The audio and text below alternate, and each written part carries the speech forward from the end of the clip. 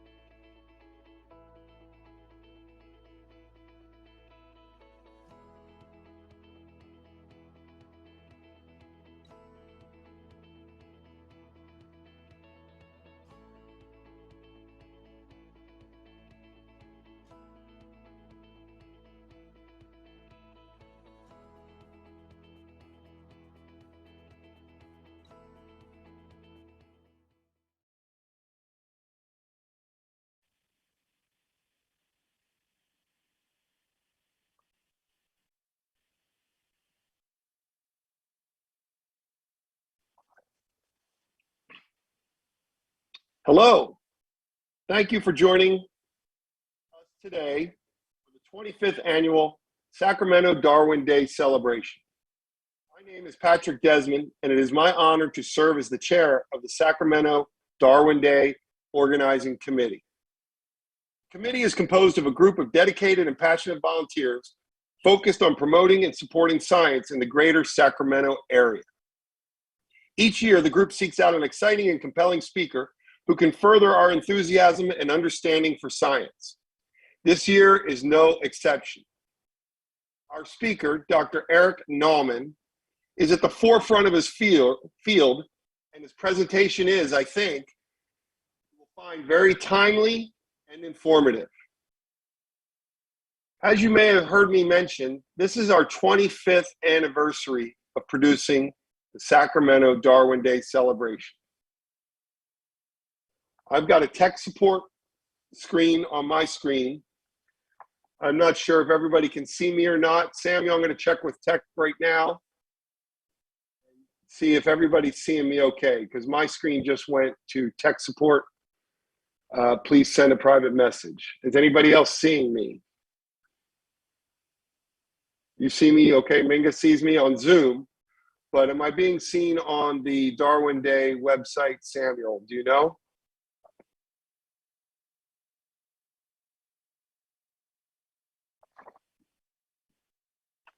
We're just double checking. Okay, Samuel tells me we're live and everything's fine. Thank you. Appreciate you bearing with us in these tough times.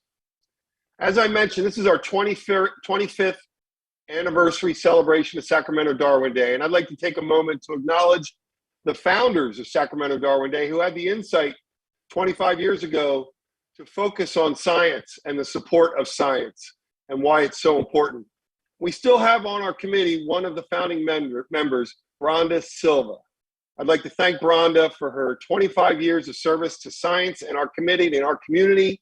She's a pleasure to work with. She handles our checkbook, which I know we all appreciate. So Rhonda, thank you again very much. Before we proceed to Dr. Naumann's presentation, we have a special guest to whom we all owe a great deal of respect. Visiting us from his home study in Down, England, is the esteemed naturalist, geologist, and biologist known for his contributions to evolutionary biology. His proposition that all species of life have descended from common ancestors is now widely accepted and considered a fundamental concept in science. Please join me in welcoming Mr. Charles Darwin.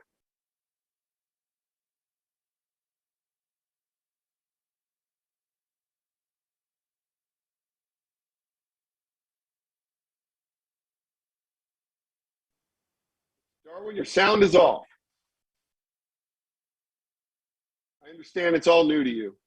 I'm not terribly familiar with all of this sort of thing. Unfortunately, I have someone helping me with this. So thank you very much for your kind invitation. I'm very honored and pleased to be here as a part of your event today. And I would like to speak to you today about how and why I wrote about my researches. Though I'm not wont to speak of my feelings, desires, and motivations, I feel it's important to do so today because I have learned that you face a critical need to inform the common people about scientific endeavors and the need for such undertakings for the advancement of humankind. In my time, too, there was such a need, but for the first time, people were seeing all around them the fruits of scientific achievements. Technical advancements in industry, transportation, and civil engineering were appearing at an unprecedented pace. This drove a natural curiosity about these scientific achievements, and so scientific writing was increasingly directed to satisfy this curiosity.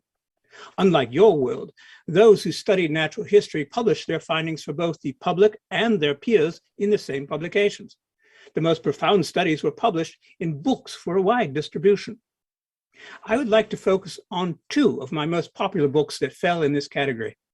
My first book, called in its latest editions, A Journal of Researches into the Natural History and Geology of the Countries Visited During the Voyage of the HMS Beagle Around the World, was a travel log describing the places, the biology and geology of the people that I observed on that voyage. The second book that I will describe writing was On the Origin of Species by means of natural selection or the preservation of favored races in the struggle for life. I published the first edition of my Beagle voyage in 1839 as the third volume of a 3-volume description of the 2 voyages of the Beagle in surveys of South America. My volume proved to be the most popular, so the publisher approached me to write a new edition, which was published in that same year. The book was again very popular, so much so that 7 editions were published during my lifetime, and several more were published afterwards, including under the title Voyage of the Beagle. Travelogues were a very popular genre of literature at this time because this was at the height of the expansion of the British Empire. I sought to focus the reader on the natural history of the places I visited rather than their civic aspects, which as such as most books of this kind did. I kept the reader's attention by focusing on details of the things I saw. I find this engages the curiosity of readers to a greater extent than do exclusively broad descriptions of locales. Further, I shared with the reader my excitement as a first-time traveler at seeing and experiencing the places we visited. This drew readers into the story and allowed them to share in my excitement. I learned from this experience in writing the importance of these methods to connect with both the reader's emotions and intellects. I wrote many books after my return from that voyage, but likely my most memorable was On the Origin of Species. This book was meant to serve a different purpose than that of the Voyage of the Beagle, but it reached the same audience. I knew that I was going to provide a great deal of factual evidence to support both my theory of speciation and my theory of natural selection. I wanted to provide sufficient evidence so readers could decide as to the veracity of these theories, but I did not want them to become befuddled by the numerous facts. I wanted to lead my readers along my trail of thought regarding these ideas, so I needed to keep them interested along the way. Finally, I needed to comfort those whose long-held convictions would be disturbed by the revelations afforded by these theories. Everyone is a person of their times, and my experience of how writing was done was heavily influenced by the period of Romantic literature. Now, though it is often characterized as being inimical to the scientific view, I found that its approach to describing nature was useful. As the force of impressions generally depends on preconceived ideas, I may add that mine were taken from the vivid descriptions in the personal narrative written by the Romantic natural historian and author Alexander von Humboldt, which far exceeds in merit anything else I have read. My mode of description followed that of von Humboldt's ideal of romantic science, with all the shades of subjectivity, intuition, and poetic sense. My style of argument appealed to my readers' emotions. I used the first person at the beginning of Origin, and I then led the reader through the logic of the examination of my evidence using we. As such, my readers and I became partners in these explorations, and together were led to the same conclusions. To further welcome my readers, I began my argument with the familiar, pigeons. Pigeon breeding was very popular and a well-known example of selection by humans for desired breeds. In the first person, I told how, from my personal experience raising pigeons, desired breeds could be slowly, generation by generation, chosen or selected to yield new breeds. I was convinced that by demonstrating how human selection worked, I could then show my readers how this same process was occurring in nature, that is, natural selection. I described many small but familiar examples of variations in nature and explained how these may have been selected to survive. I chose the word selection, much to the consternation of many of my colleagues, deliberately, because I felt this analogy with human selection would convince more people that this process was clearly acting in the natural world. Of my writing, my son Francis said, "I've always felt it to be a curious fact that he who has altered the face of biological science," he was talking about me, "and in this respect the chief of the moderns, should have written and worked in so essentially a non-modern spirit and manner. In reading his books, one is reminded of the older naturalists rather than of the modern school of writers. His courteous and conciliatory tone towards his reader is remarkable. The reader feels like a friend who is being talked to by a courteous gentleman and not like a pupil being lectured to by a professor. The tone of such a book as The Origin is charming and almost pathetic. It is the tone of a man who, convinced of the truth of his own views, hardly expects to convince others. It is just the reverse of the style of a fanatic who wants to force people to believe. The reader is never scorned for any amount of doubt which he may be imagined to feel, and his skepticism is treated with patient respect. A skeptical reader, or perhaps even an unreasonable reader, seems to have been generally present to his thoughts. It was in consequence of this feeling, perhaps, that he took much trouble over points which he imagined would strike the reader or save him trouble, and so tempt him to read." I would like now to turn to a reading from the writings of my close friend, Thomas Huxley. Mr. Huxley was a strong advocate for public education in science, particularly in the biological sciences. This was part of his feeling that all men, regardless of educational level or societal status, should be aware of not only of the facts of science, but of the process of scientific investigations. He saw a purpose in this beyond the mere utilitarian applications of science, but also in the ennobling aspects of knowledge and the advancement of minds and society. And now I read from Mr. Huxley's 1876 essay on the study of biology. I've asked people to submit questions via chat. And I provide now an illustration of the importance of biological study. It is only through such study that men are able to form something like a rational conception of what constitutes valuable criticism of the teachings of biologists. As we now see, people not only do not seem to think it necessary to be acquainted with the grammar of the subject, but they have not even mastered the alphabet. One would almost think this to be a self-evident proposition. You find criticism and denunciation showered about by persons who not only have not attempted to go through the discipline necessary to enable them to be judges, but who have not even reached that stage of emergence from ignorance in which the knowledge that such a discipline is necessary dawns upon the mind. I have had to watch with some attention, in fact, have been favored with a good deal of it myself, the sort of criticism with which biologists and biological teachings are visited. I am told every now and then that there is a brilliant article in so-and-so in which all are demolished.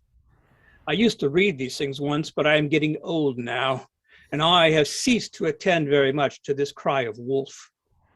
When one does read any of these productions, what one generally finds on the face of it is that the brilliant critic is devoid of even the elements of biological knowledge. Now, two things must be obvious. The first place, that every man who has the interests of truth at heart must earnestly desire that every well-founded and just criticism that can be made should be made. But in the second place, it is essential to anybody's being able to benefit by criticism that the critic should know what he is talking about and be in a position to form a mental image of the facts symbolized by the words he uses. If not, such a criticism is a mere waste of time on the part of its author and wholly undeserving of attention on the part of those who are criticized. However, in the teaching of biology and other areas of natural knowledge, let us not lose sight of the benefits of such knowledge to the common welfare and advancement of men's humanity. Such knowledge is not simply provided to enhance one's power and financial gain. Natural knowledge can bring students up with kindness and, if need be, with sternness in the way they should go, and instructing them in all things needful for their welfare. I should not venture to speak thus strongly of my justification were it not to be found in the simplest and most obvious facts. These notorious truths justify my assertion that the improvement of natural knowledge, whatever direction it has taken and however low the aims of those who may have commenced it, has not only conferred practical benefits on men, but in doing so has effected a revolution in their conceptions of the universe and of themselves, and has profoundly altered their modes of thinking and their views of right and wrong. I say that natural knowledge, in desiring to ascertain the laws of comfort, has been driven to discover those laws of conduct and to lay the foundations of a new morality. Thank you so much for your attention today. And I look forward to the coming presentations in today's events. Thank you, Mr. Darwin. I am very grateful for your time and your insight. If you would entertain me for a moment, the Darwin Day Committee democratically selected a question for you, if you don't mind. No, please. If you could have met Gregor Mendel in your day, how would that have impacted your theory of evolution? I'm glad you asked that. So I was aware of Gregor Mendel's work. As a matter of fact, I learned later that we may have come very close to meeting. He traveled to Paris and then to London to see the World's Fair in London. Unfortunately, at that time, my family was going on holiday to the coastline, so we never met one another. We may have had difficulty. He only spoke German, and I only spoke English, and so we may have trouble communicating. But I don't recall having precisely read his work.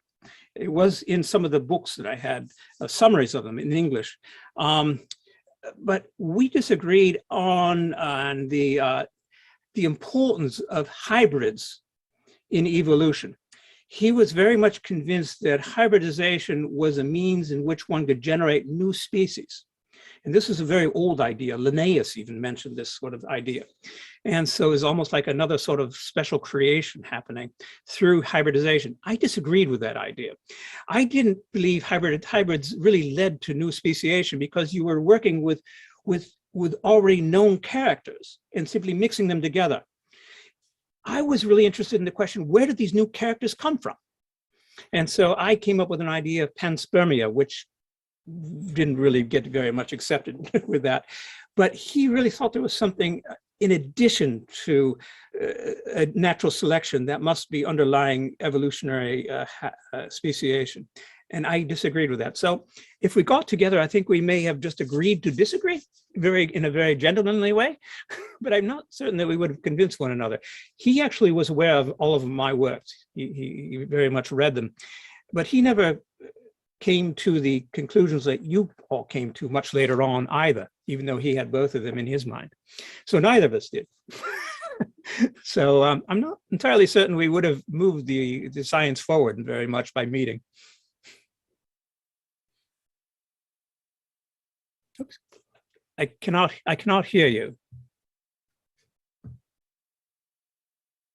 Thank you. One quick question from the audience. Yes. Do you think there's a possibility for a détente between those who accept the theory of evolution, obviously, and those dedicated to religion? I believe so. It certainly happened in my time, very much, even within my own lifetime, which was a bit surprised me.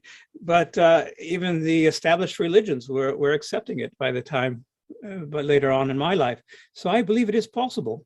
It may take some great deal of convincing and patience, but I believe it is possible. Thank you very much. It's truly a thrill to be here. Would you mind sticking around to enjoy our presentation today? Oh, absolutely. I'd love to. Thank you. Thank you. Thank you. Mr. Charles Darwin, ladies and gentlemen. That was really fun, and I think we'll be doing this every year. It's so nice to have you here. I'd love to. Thank you. Now, before we proceed to our featured presentation, we will hear from one of our esteemed leaders, Minga Futrell, who will provide her annual presentation on the importance of this event and why science is so important to the health and well-being of our community. Before I introduce Minga, I really want to take a moment to thank each and every one of you in attendance today, and for those who have supported this year's efforts but unable to attend. This unique presentation, entirely online, will remain available for future viewing. Feel free to share it far and wide. I certainly do not need to delve too deeply into what a strange and challenging couple of years we have all endured since February of 2020. Little did we know that day that what lied ahead. A worldwide pandemic was just beginning to creep into our lives where it has firmly entrenched itself, but is slowly losing its grip.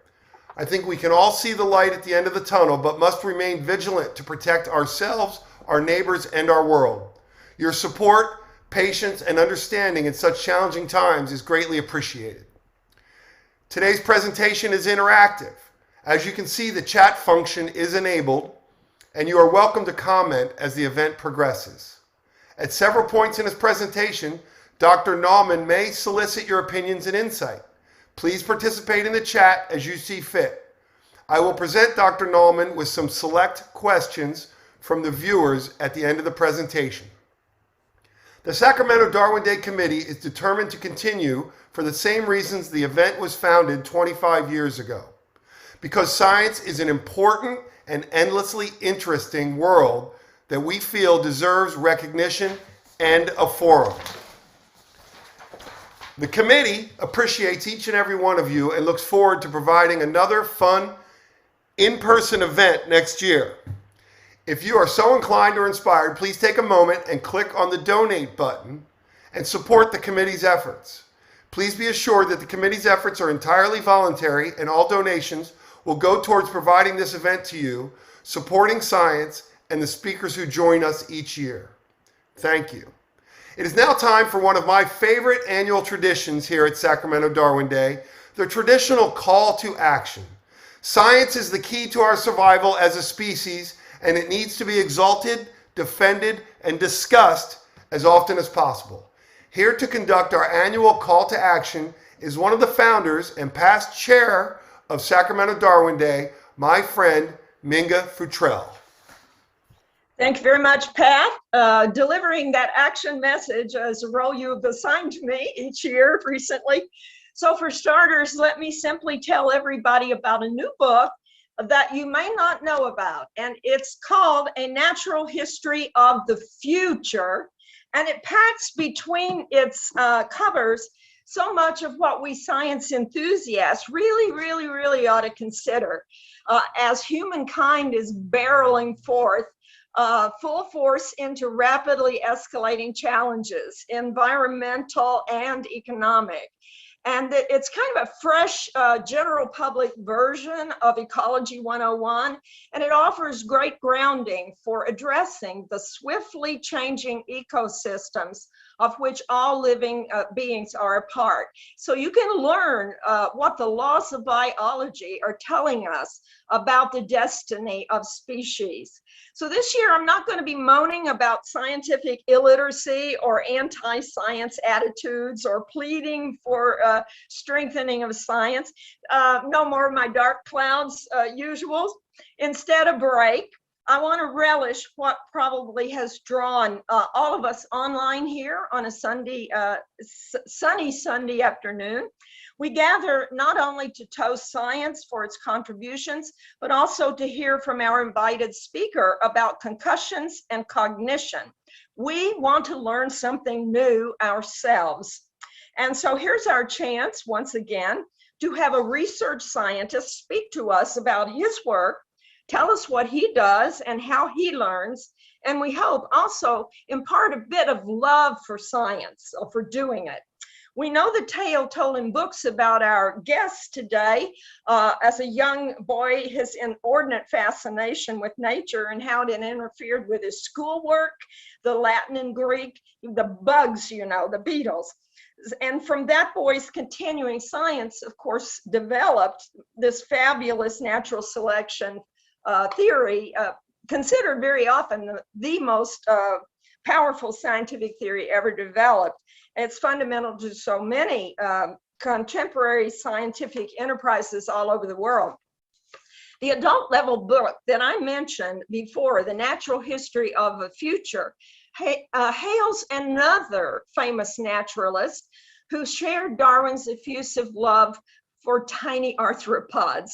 E.O. Wilson died in December after a notably lengthy and productive career studying ants. And his story of a spindly boy who loved butterflies and snakes and sea creatures and birds and amphibians and pretty much everything that moved. It tells how, due to a childhood injury, this one-eyed scientist could see very, very small things very, very well, ants. And so his entomological studies went way beyond that boyhood and led to his eventual discovering of some of the laws of biology. Today we can hail whatever it is that drives such scientists, whether individually or collaboratively, to commit themselves, sometimes under extraordinarily difficult conditions, from hot deserts to under the ocean, up in the sky, in the lab, wherever, to exploration of things not yet known, be it through hard work in basic science or by directing their skills to solve problems by way of applied science. And the ecology book I mentioned has many examples of recent work.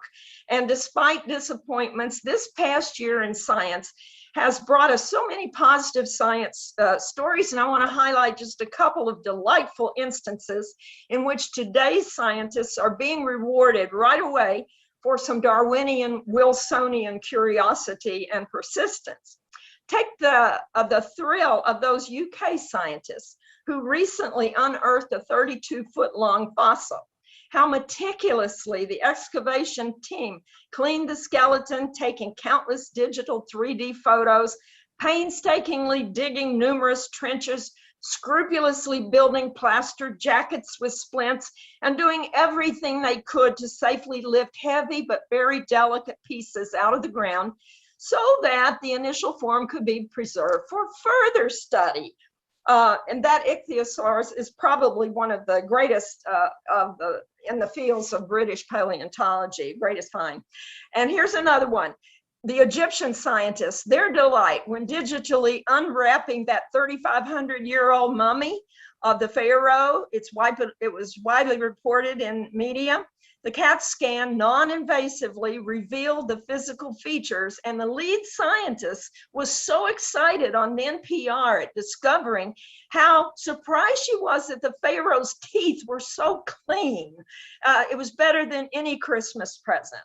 And certainly we all felt a thrill of collective achievement for science as we witnessed that marvelous unfolding of the James Webb Research Telescope, thanks to years and years of plotting and planning prior to the marvelous accomplishment.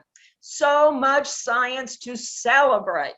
So also about the science in the crucible, the results tested by fire as we're all, the world is watching and we're all anticipating the novel vaccines and effective therapies, and the revamping of biomedical research toward unprecedented cooperation across countries, a genesis for continuing collaborative endeavor. And I'll add, in the face of climate change, we humans really have to look to science to see our way forward to design a more resilient future for all living things, not just humanity. And oh yeah, and to tell us whether our current sports activities are damaging our thinking. So let's hear from our speaker today, what he has to tell us about what nature has revealed to him and his explorations by way of his particular methods. I'm anxious to hear, so thank you all, and back to you, Pat. Thank you, Minga. It's always a pleasure. I really enjoy your perspective and appreciate your passion and your leadership, of course.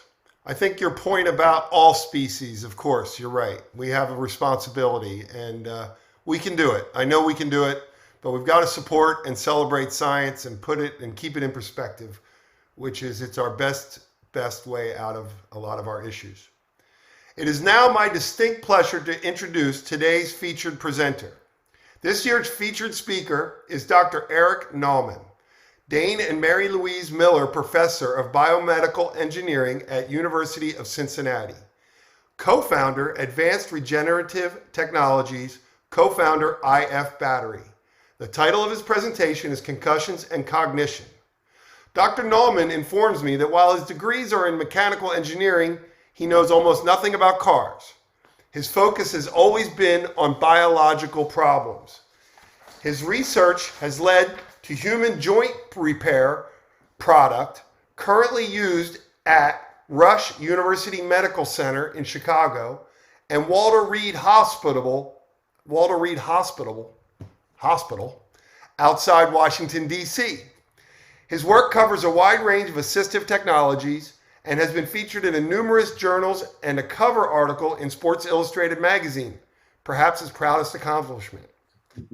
His degrees include Bachelor's of Science in Mechanical Engineering from University of Delaware, Master's in Science in Mechanical Engineering from University of California, Berkeley, and a PhD from the University of California, Berkeley. His research interests include cell and tissue mechanics, human injury, adult stem cell-based tissue regeneration, biophysics, and biotransport. It is my distinct pleasure to welcome to the 25th anniversary of the Sacramento Darwin Day, Dr. Eric Nauman.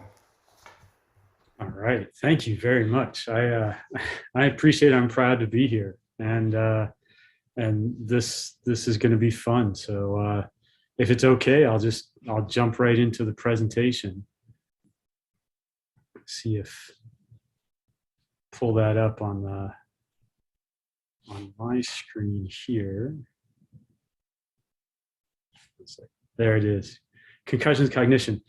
This is kind of a slightly different take for me, but one of the things that I wanted to point out at the very beginning, and this has been a project that we've been working on for about 13 years, and it started off with myself, Tom Talavage, and Larry Leverins, kind of on a lark asking a question and realizing that we actually had the means to start going down that road and answering it. And some of the things that I'm going to talk about today pulled in a much broader collaboration.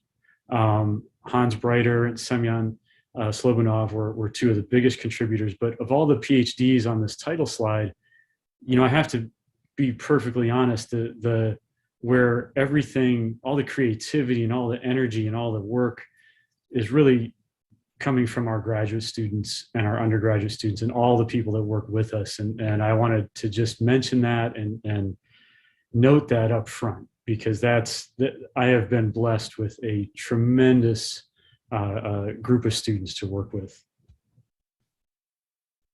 And then I was going to spend just a second on a little bit of my background, because it ties into the topic for today.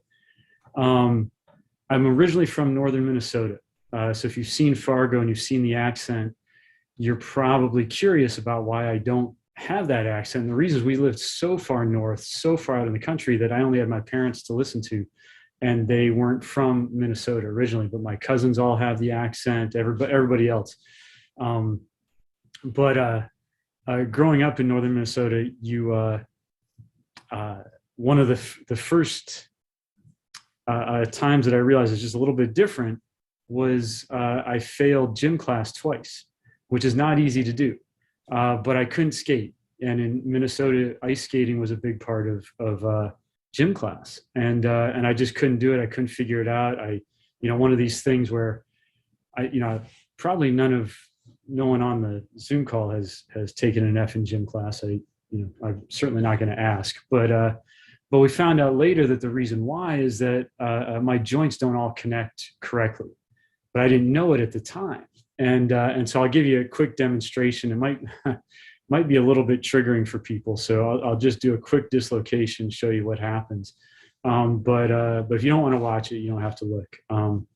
But you see something like that, and then it just kind of goes back all the way and makes a right angle the wrong way. But all my joints do that. My knees do that, my ankles, my hip. I can pretty much dislocate any joint anytime. And there's lots of stories about that. But the long and the short of it is that's one of the things that got me into studying the biomechanics. What was different about me kind of set the stage for trying to figure out how biomechanics actually works. And we moved around a lot, ended up in Delaware for high school, and went to University of Delaware. That was a wonderful experience for a lot of different reasons. My wife and I then moved out to California, and as Patrick said, I went to University of California, Berkeley, and we had a wonderful time there. My first teaching gig was in New Orleans at Tulane University, and that's an interesting place. Hopefully, y'all get to go sometime. Jazz Fest is kind of the best, the sweet spot there. But I wanted to mention something here about when I went to Purdue University in 2004. It wasn't long after that I got to teach a class on the history of great ideas. And the one that we decided to do was Origin of the Species. And I wanted the students to actually read the book, because it's probably the most quoted book and the least understood, or the least actually read, right? So I didn't, maybe next to the Bible and the Quran. But that one, it was very important to me that we went through, and we went chapter by chapter. We did a chapter every week. And it was one of the most amazing experiences that we had. And seeing how all that pulled together, you get a feel for Darwin's personality through the entire thing, and his questions and his concerns about the theory. So it was wonderful. It was a wonderful experience. Got to do a lot of other things at Purdue as well. But the one that we're going to talk about today is head injuries. And so getting into that, the lab focuses on head injuries right now, but we do a wide range of other activities, the assistive technologies I'll talk about later at the end if there's time, and rebuilding people who get injured, which is kind of an interesting thing that takes advantage of our own biology. This is one, again, that some of you might not want to watch. This isn't called the Oklahoma drill. And this is a couple youth football players, and what they're going to do is go full speed at each other. And they're not supposed to do it this way. I'll lay that out first once you see it. Go, go! Oh my gosh.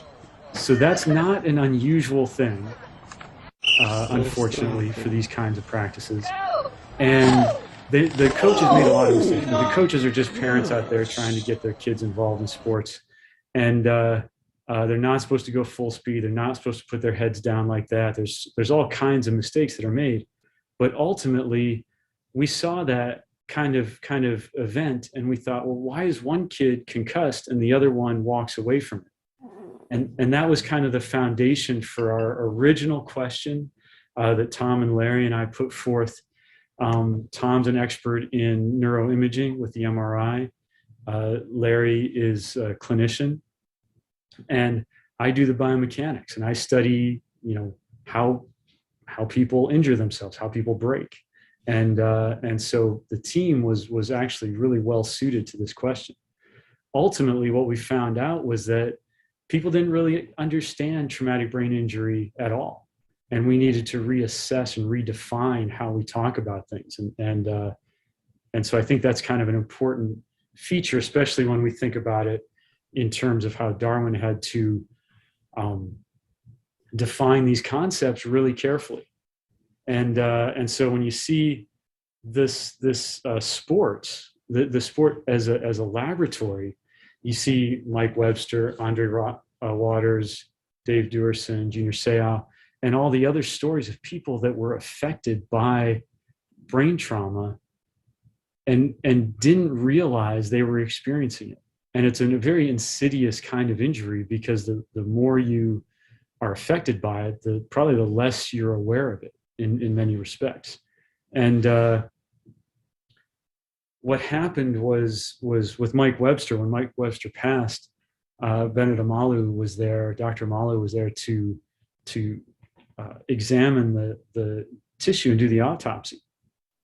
And normally you probably wouldn't section the brain, you wouldn't study the brain in an autopsy like that, but there had been such bizarre behavior And as soon as you looked at him, you realized that he was gluing his teeth back in, and he was doing all kinds of really extreme things to survive. He had marks all over him for he would tase himself to go to sleep.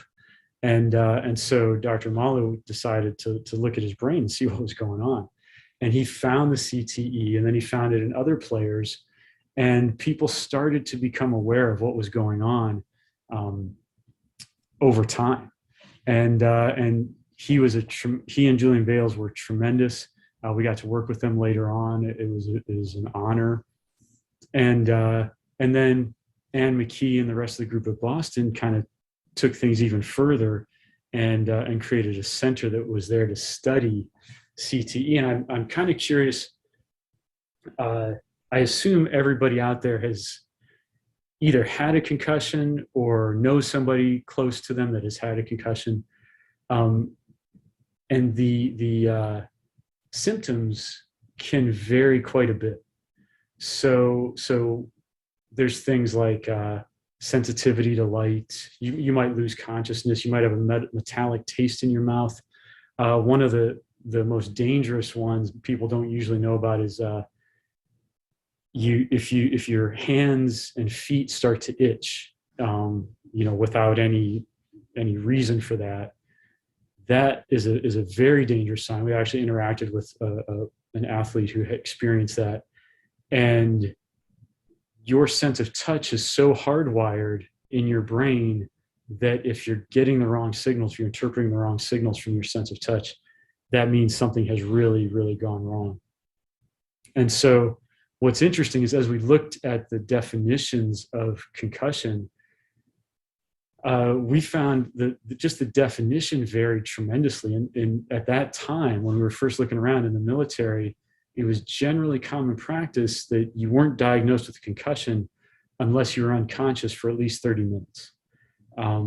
Most of us would call that a short coma.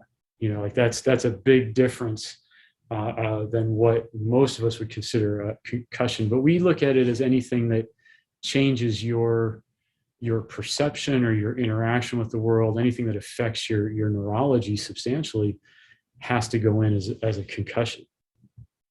And so what we did, and I have to say, I appreciate Tom and Larry for just kind of having the audacity to try this experiment, because we started off, we were supposed to work with the Purdue football team, but at the last minute they decided they didn't feel like it would be a good situation with a brand new coach and all kinds of protocols. So we started working with a local high school, and they were wonderful. And we've had so much support from the community. It is just tremendous. But we started out by giving them all MRIs, and not just the kind that most people get, where you get an image of your shoulder, an image of your knee. Tom was able to look at the function of the brain, the structure of the brain, and the brain chemistry using the MRI. So we did all that up front. Then my team tracked every single hit that the players took in practices and games, quantified them as best as possible, counted them, looked at all the different aspects of how people were hitting. And then we gave them MRIs throughout the season and then at the end of the season. And it's a tremendous undertaking. You see there, 13 years, 9 teams, middle school through college, over 500 subjects, at least 2,000 MRI scans that we've done. I'll give you my financial disclosure later on, but I can tell you now, the money that we've brought in didn't come close to paying for all these MRIs. We kind of, Tom was running the MRI facility, so when money ran out, we just kept running. Yeah, it stays on 24/7, so we figured we'll just keep using it. I probably shouldn't have said that to everybody, but that's okay. It's all good. Now, this is what I want you to see. This is one of the early findings that we had in the first year or two. We were starting to see, this is the preseason MRI that you see here on the screen. And what you're going to see next is the MRI that we got later on in the season, about 2/3 of the way through the season. And these are night and day, absolutely night and day different. Essentially, from my perspective, what I see in these images is essentially they're doing a very simple task inside the MRI, and we're watching where blood flows in their brain. And their brain is still, they're accomplishing the task that they're meant to do, but their brain has rewired itself to accomplish that task because they've taken so much injury. And again, you look at this and you say, okay, those are clearly different. They're absolutely different, but only one of those athletes was diagnosed with concussion. The other one was never diagnosed because he didn't have an obvious symptom. He didn't get knocked out. He wasn't slurring his words. He wasn't fainting. He wasn't doing any of those kinds of things that are obvious signs of concussion. He was able to hide whatever symptoms he had. And this is where actually the science intersects with the politics and the economics, because this slide was presented to the NCAA. And we said, look, the important thing here is that we're doing these preseason scans so we can see how much people are changing. And at the time, the NCAA was funding research, but not allowing preseason baselines. And the Department of Defense wasn't allowing preseason baselines either. And we said, look, if you just look at a concussed player and somebody you think is not concussed, they're going to look pretty similar. And you're going to assume that head impacts don't count for much. But if you have the preseason and you can then look at all the changes that are happening, you start to see what's actually going on. You start to do real science on this problem. And unfortunately, they said, thank you very much, we're moving on. And so you can kind of get a sense for how things were evolving at the time. Sorry, probably a bad choice of words there, but the situation was changing for us. This is our Sports Illustrated cover. The story was on the cover, not us, obviously. We're not as interesting, but that's what you see right behind me here. That was amazing. We got a cover story, and we were able to tell the world kind of what was happening to these athletes. And again, the high school was wonderful. They let us take pictures, do everything. It was tremendous. And we said, okay, things are changing. The sport is dangerous. We have to do better. And so then we started quantifying things. This is somebody whose brain didn't change very much and was never diagnosed with concussion, never had any meaningful problems. What we did here is we tracked every hit that they took, and then we kind of unwrapped their helmet and laid it flat like you would a Mercator projection of the Earth. And all those dots show you where the hits were being taken. So when, they tend to be towards the front, but they have a lot of the small blue colored hits on the sides. This guy didn't have any real red, really massive hits that would come out red in this image. What's interesting is that when you look at, see if I did, there we go.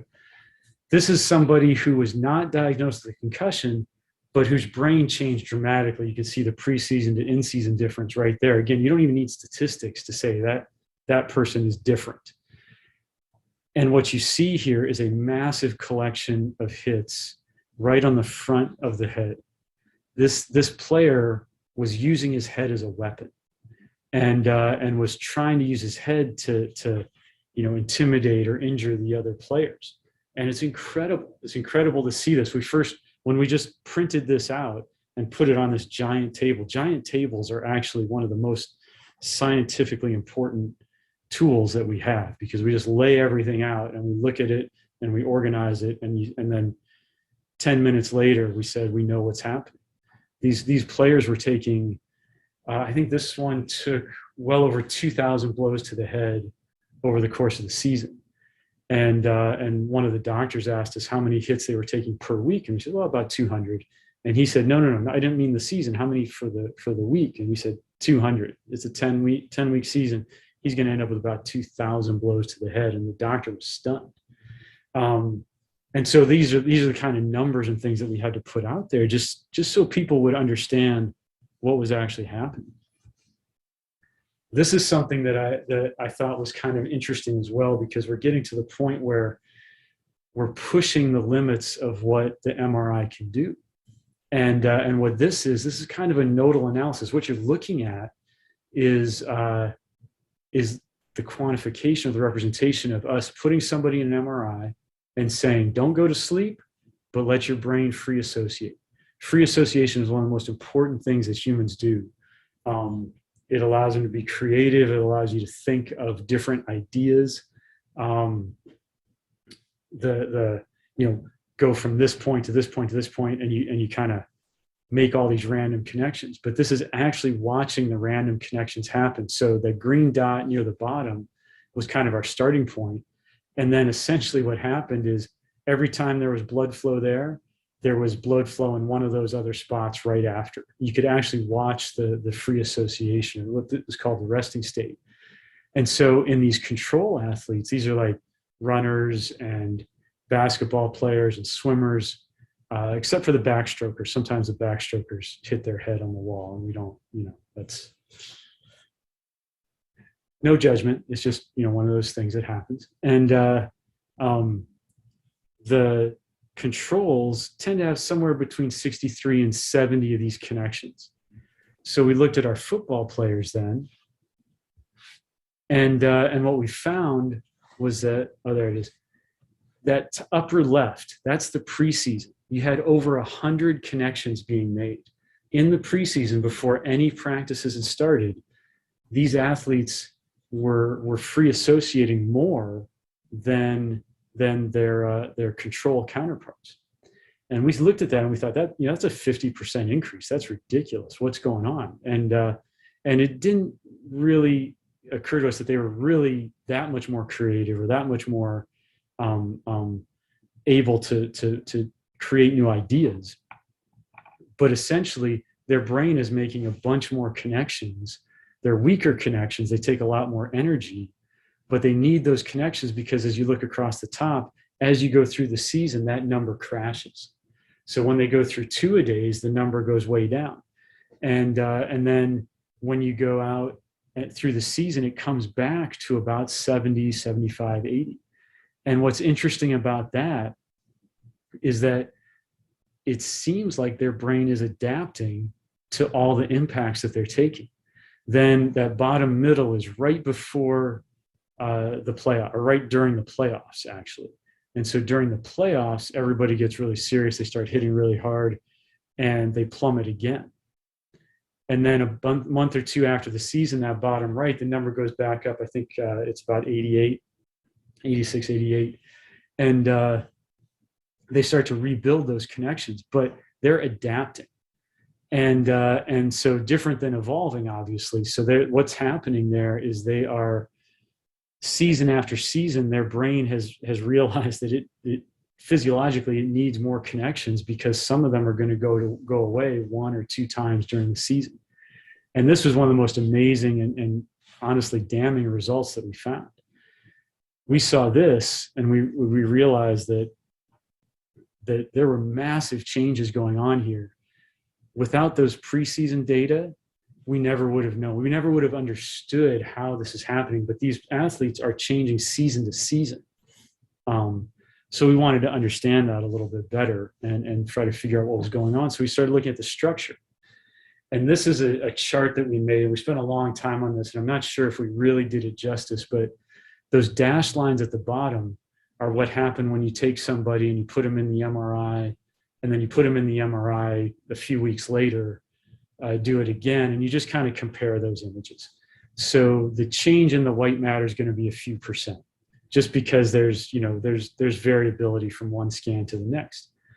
But each one of those circles is what we saw preseason to postseason. White matter changes. So the white matter is the part of your brain that holds the neurons, right? The neurons and the myelinating fibers and all those structures that allow the neurons to conduct information. So we were seeing, 10% difference in many of the athletes, and where the blue circle is vertically tells you what percentage of the white matter has changed. The size of the circle tells you how many hits they took relatively. So you see one that's up there, kind of like 13, 14%. The green line is an athlete who was in a massive car accident, who we just happened to have a pre-accident and a post-accident image on. massive head trauma, somebody that they weren't sure was going to make it. And yeah, he had a big change in the white matter structure of his brain, but some of the other players had more, and or as much. And that was very interesting. That's very, very alarming, I would say. It's not typical to be in the lab, be doing work like this, and then come back and say, this is crazy, right? Like we have to be careful here. So that was something that told us, okay, we've got to make some changes. We've got to figure out what's going on. And the details of this slide aren't as important as the idea. The idea is, what kind of threshold are we looking for? So we looked at players that were not diagnosed with concussion, who had these changes. The previous slide, nobody was actually diagnosed with concussion except the car accident victim. These are just changes that are happening and people think everything is fine. So what we did is we looked at a bunch of these players. This slide is for the soccer players, I believe, and then the next one is for the football players. We wanted to see, is there a threshold at which the brain starts to not be able to keep up with the damage, right? So it makes sense that you might be able to take a little bit of damage. Our ancestors, were rough and tumble. And so you've got to be able to absorb a little bit of damage. And so what we found that was very interesting was that in the soccer players, the threshold's about 50 Gs. Once you get a hit above 50 Gs, your body can't keep up with the repair process. And then we did it in football, and we found the same thing. So football and women's soccer showed the exact same threshold, right around 50 Gs.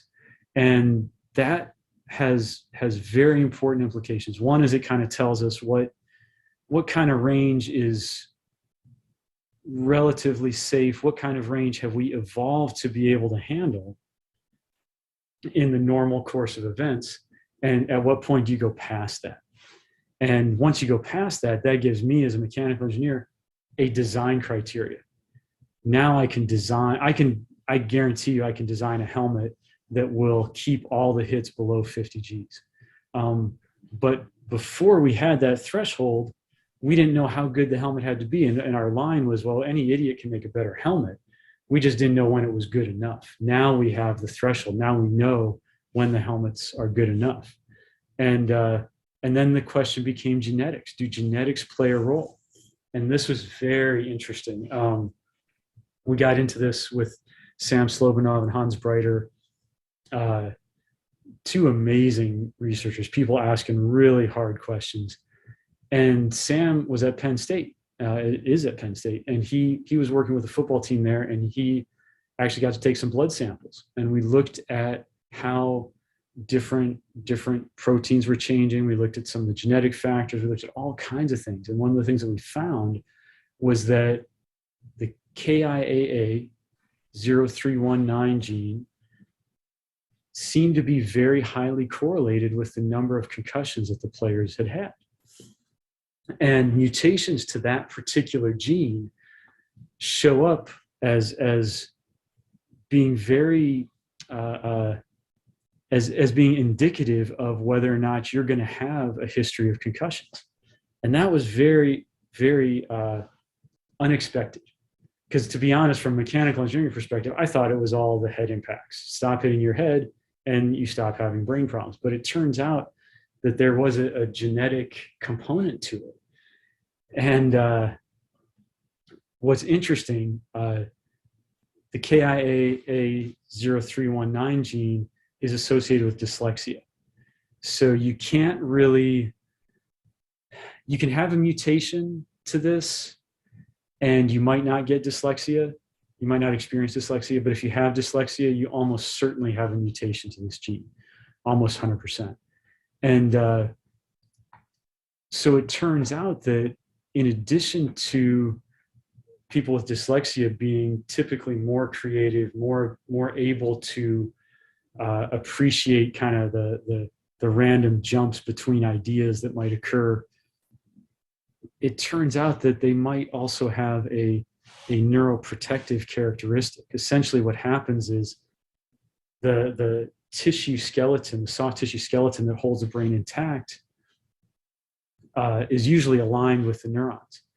But if you have this mutation, what typically happens is the soft tissue skeleton is perpendicular. It's 90 degrees out of phase with the neurons. And so when you take an impact and the soft tissue skeleton stretches or deforms or transmits that energy, the neurons in the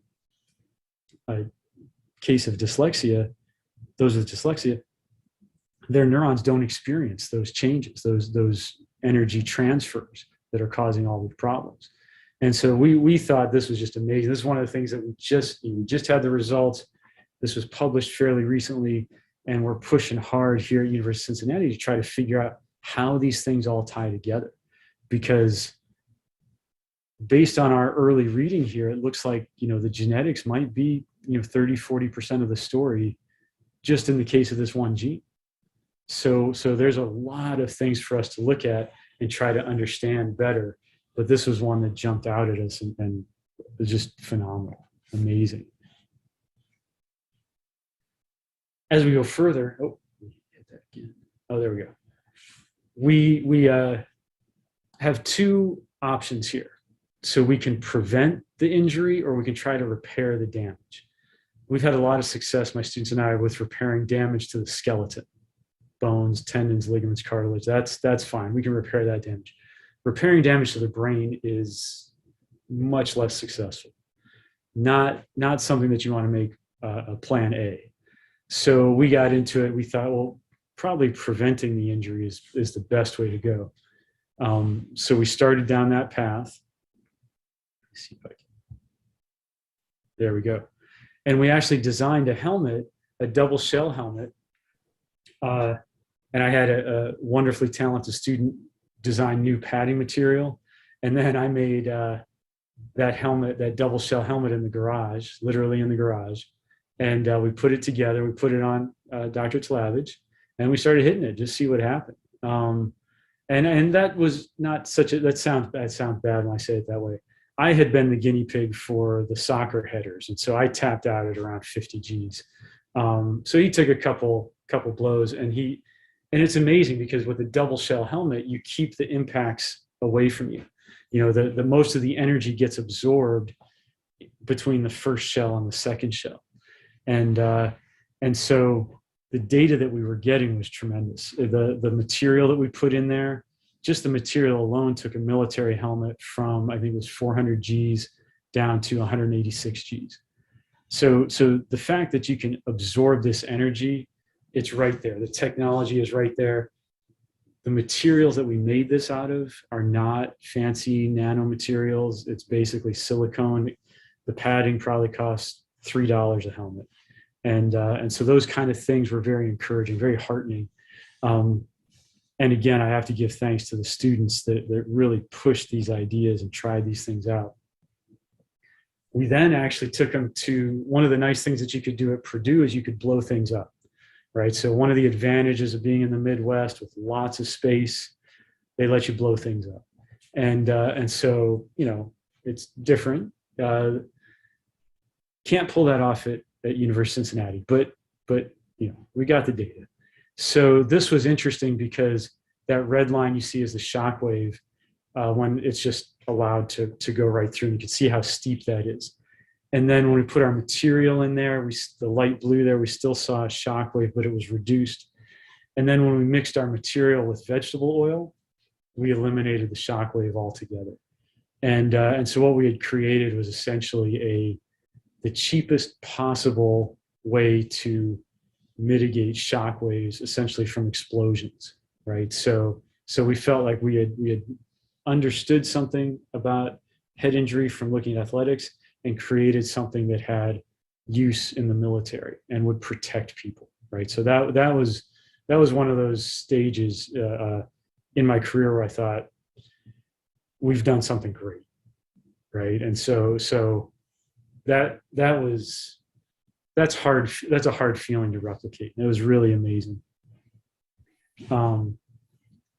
since then, we've had to go past that, right? So when I taught my class on Darwin, the final project was for students to look at how other things have evolved, how healthcare has evolved, how the auto industry has evolved, all these different kind of things, which don't, the terminology might not be quite right, but it was interesting how many of Darwin's ideas kind of held in some of these other arenas.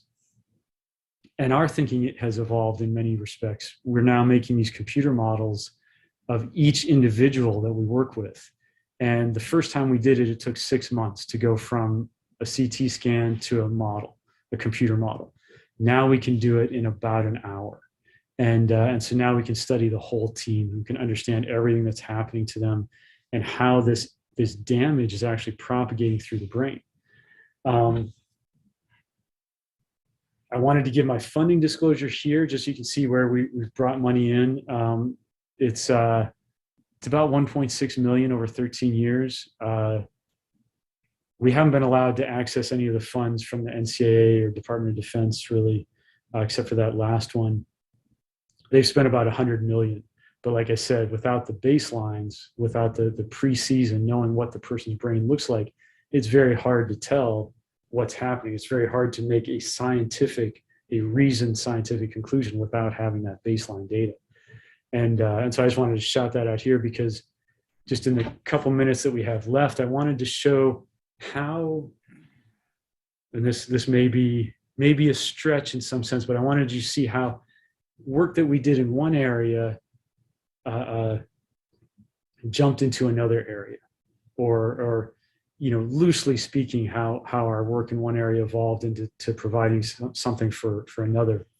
So this one was, when we were at Purdue, there was our center was about 7'2", 7'3", Isaac Haas, big guy, huge. You look at him, you think you're going to look him in the eye, and then you look up, and then you look up again, and then you look up a third time, and then you're looking him in the eye. Like, it's just, you're not used to that kind of height.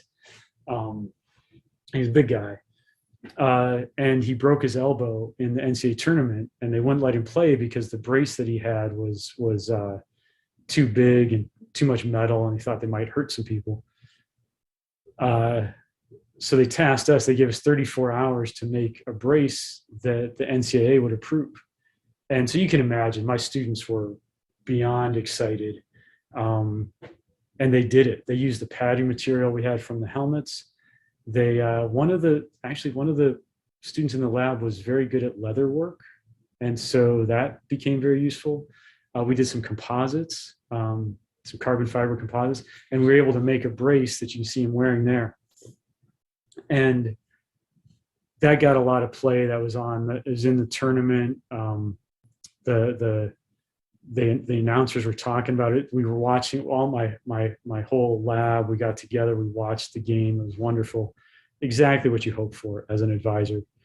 And then what we did, or what happened that was kind of interesting, was that a Purdue alum was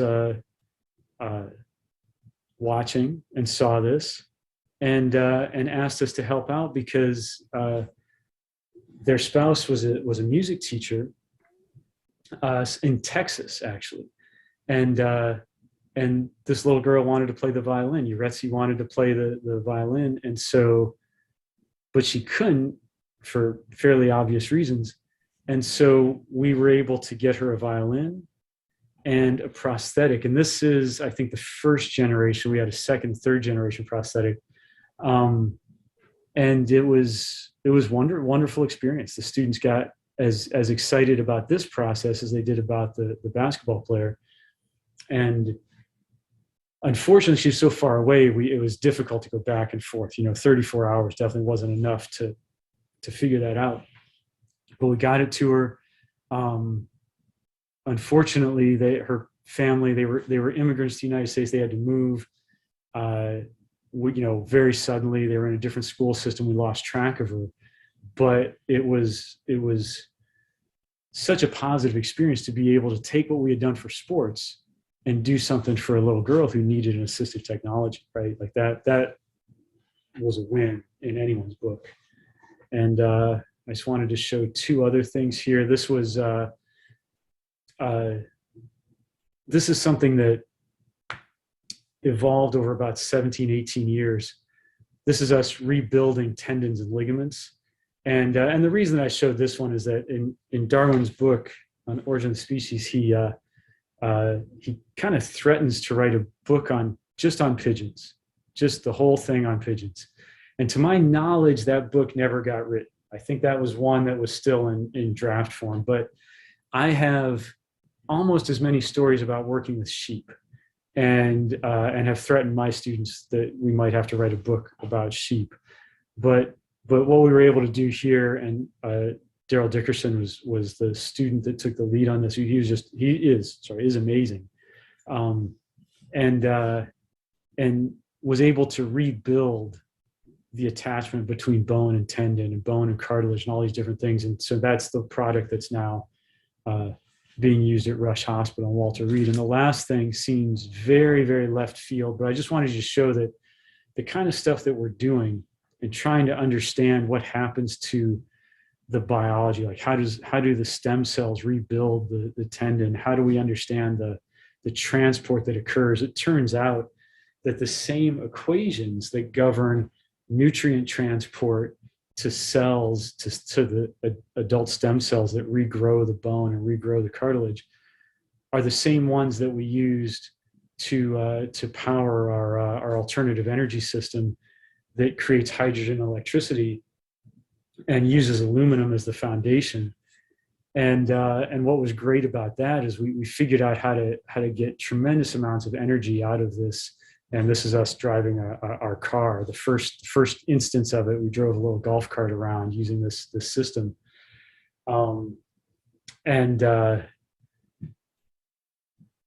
Apple actually pioneered a method where you can take aluminum, the aluminum precursors, and turn it back into solid aluminum without generating any carbon dioxide or carbon monoxide. And so the full circle is now essentially a clean energy system.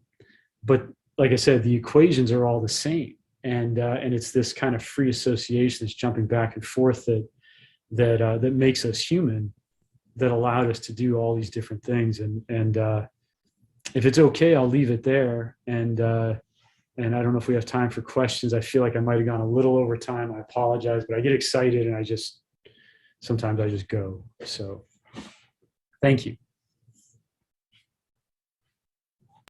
Thank you, Dr. Nauman. I appreciate it. No, you didn't go long at all. It was extremely interesting. Thank you very much. We do have time for questions if you don't mind. Absolutely. Great. I have some questions from the viewers. One question was, did you research woodpeckers and why they don't get concussions?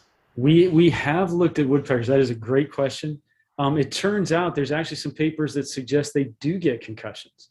They have a lot of the same proteins in their blood that we see in athletes after head injuries. But what is interesting about the woodpecker is that when they're actually hitting the wood,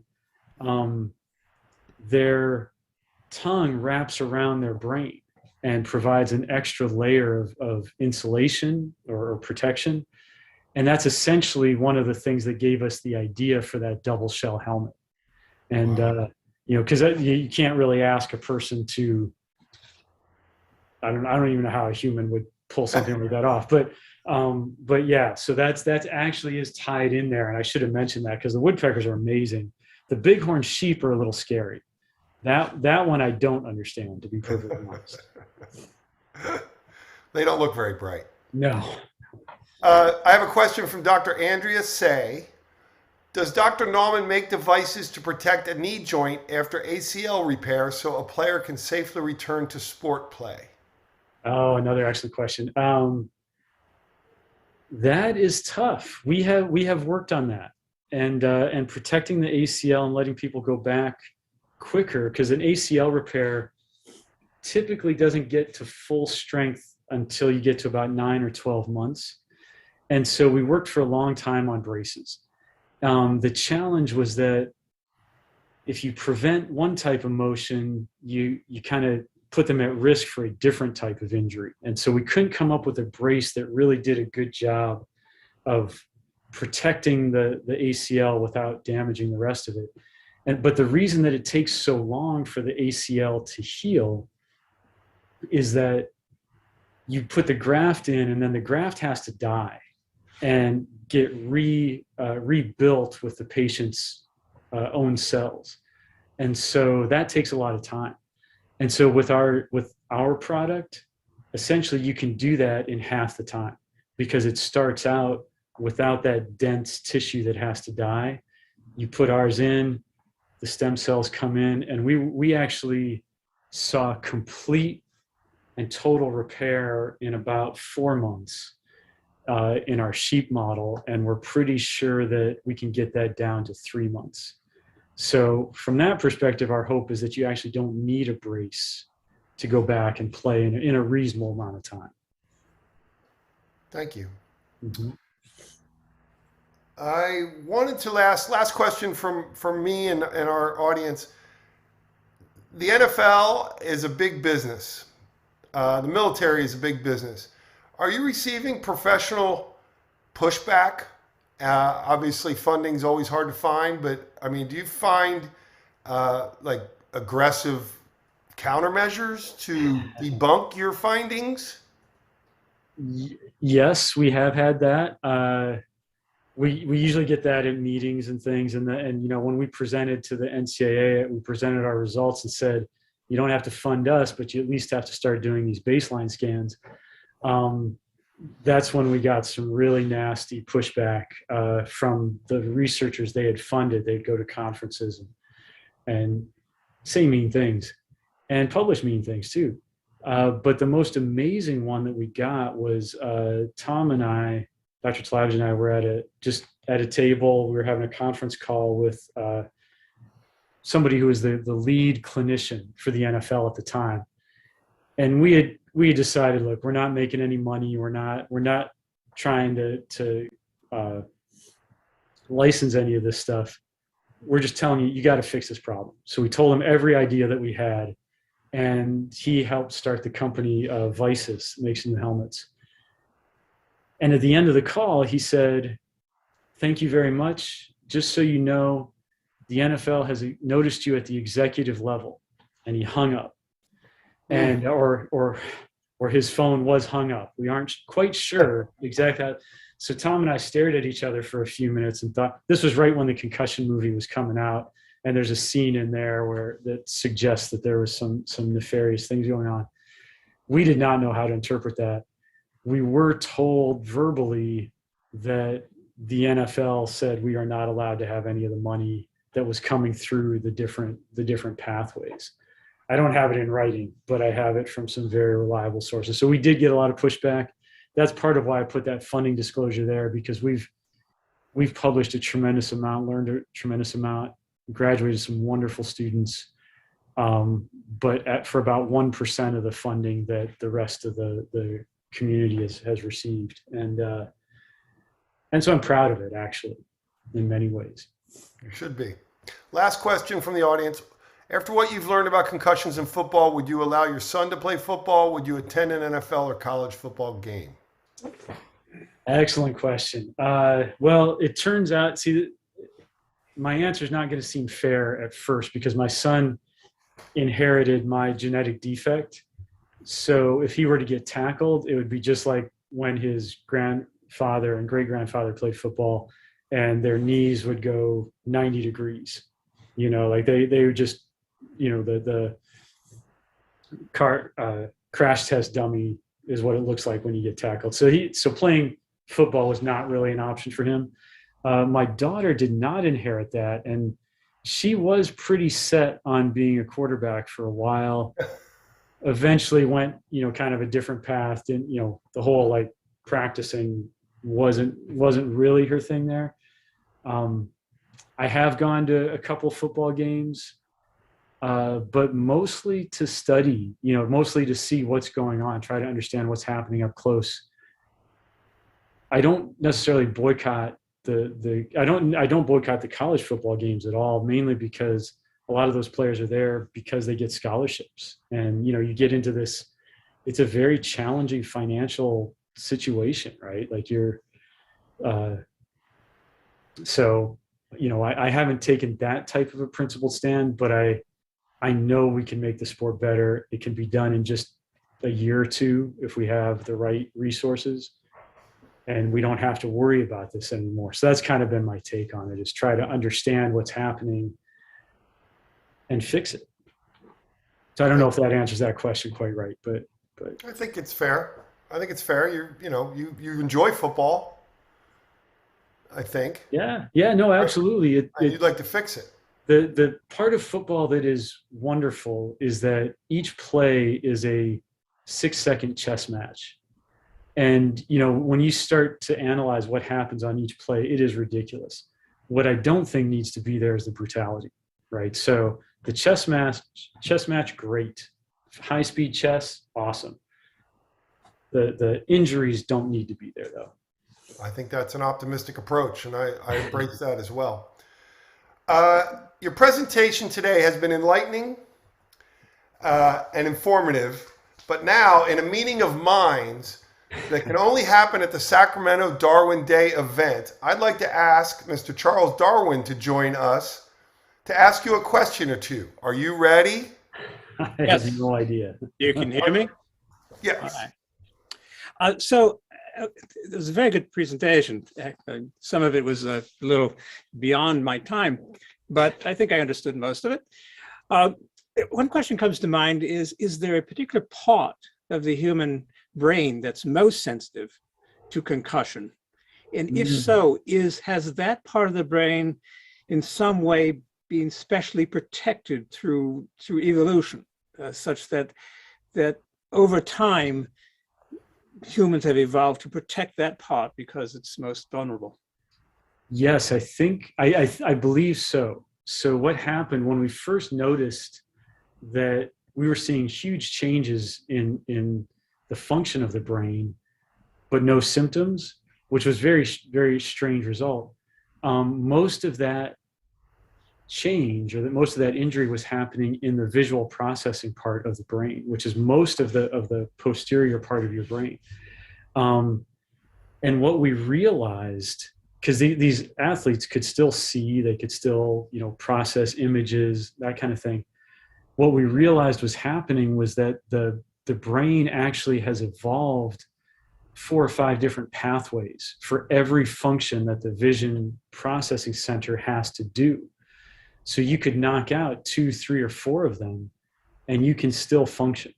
And I thought that was kind of an amazing thing, because from an evolutionary perspective, the evolution of the eye is amazing, but the evolution of the processing, the part of the brain that processes what the eye brings in, is equally amazing. And so having all those redundant pathways seems to actually be something that is important. If you didn't have those, I think, especially early humans would have had a lot of trouble.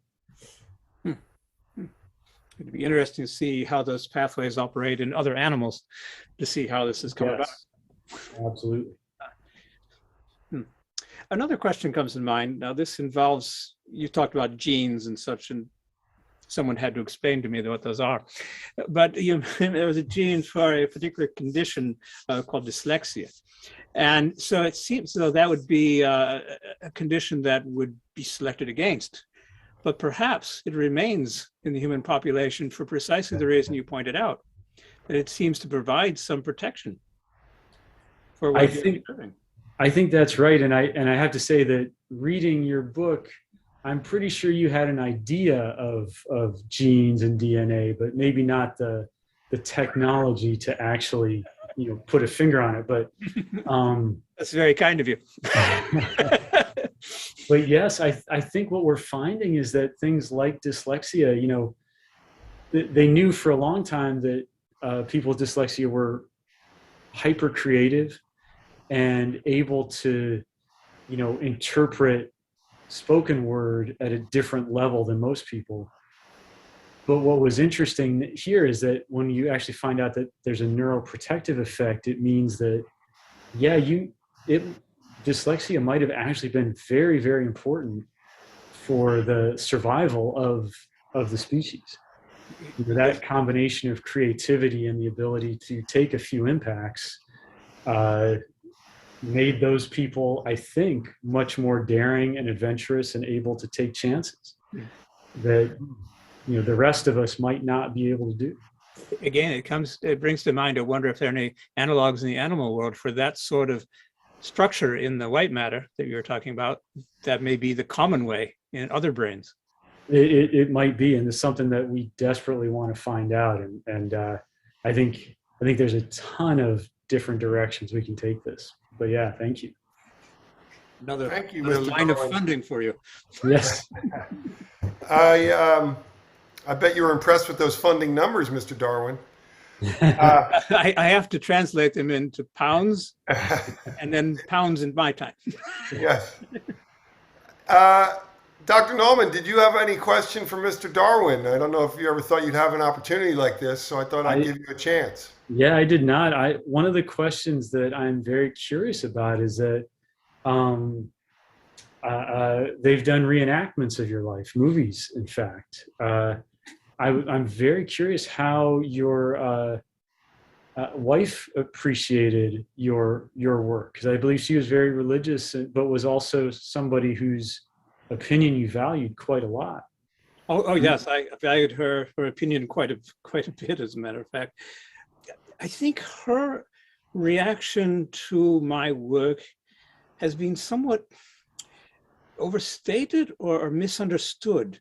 My wife, although both of us attended, at least myself for some time, the Church of England, we were both Unitarians. Mm. And so her concept of religion is not what you find in many people today. So, for example, the idea of me going to hell or that sort of thing, we didn't believe in that sort of thing. So she just thought there would perhaps be a time that we would not be together forever.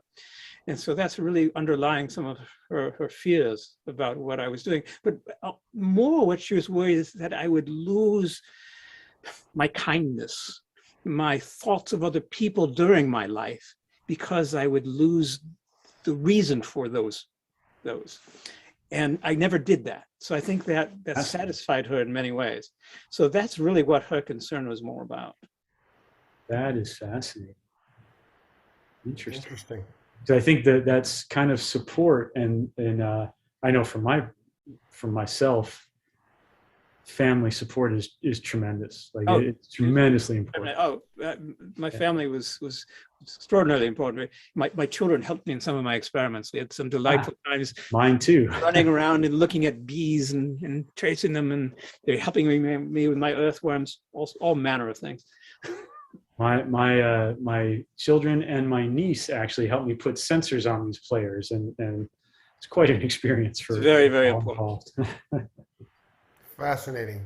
Well, thank you, gentlemen. I'm glad I brought you together, and I know we're all better for it. This has been a fascinating afternoon of science and insight and community and camaraderie, and that's what Darwin Day is all about. So, again, thank you, Dr. Nauman. Thank you, Mr. Darwin. I really am very grateful. Thank you so much. Thank you. Proud to be here.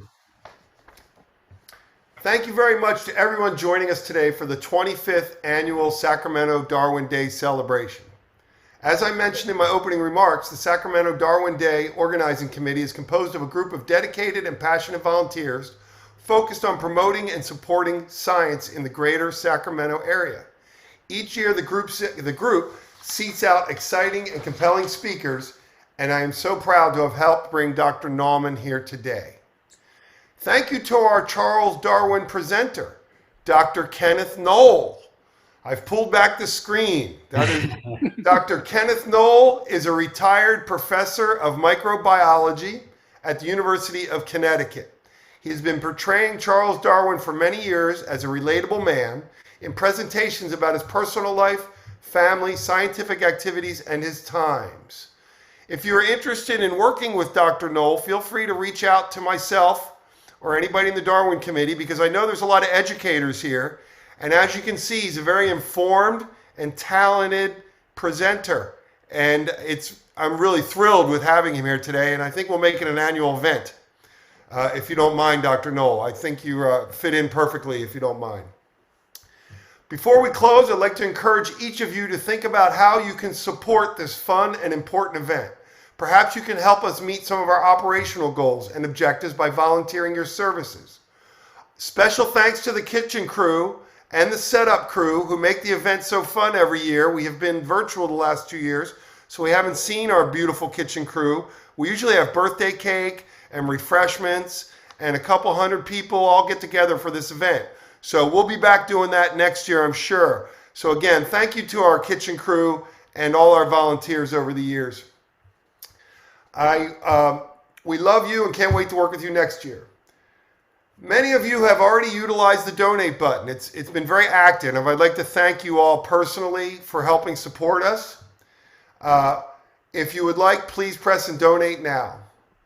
Many of you have invited people and turned them on to what we were doing. This is the best way for our event to grow, and I encourage each of you to find a friend and invite them next year. It is my stated goal as the chairman of the Sacramento Darwin Day to not only try and produce a top-notch annual event, but to lead the event toward the future. This means an increased focus on diversity and inclusion. It is our stated goal to make all science enthusiasts aware of our event and to make them all feel welcome. If you have any ideas as to how we can continue to pursue these goals, we're all ears. It has been a challenging couple of years, and I'm sure new challenges will present themselves. The way forward for the world can be found in the roots of this community here today. By working together, supporting and following the science, we can ensure the very best outcome for ourselves and our descendants and the whole natural world. Thank you again. My name's Patrick Desmond. Sacramento Darwin Day is very near and dear to my heart, and so is everyone that's participated. Thank you, Nicholas, for your generous donation. Stuart Miller, Dr. Say, there's been a lot of donations, and I'm very grateful. And again, thank you to everybody on the committee, to Dr. Nauman. Thank you, and we'll see you next year.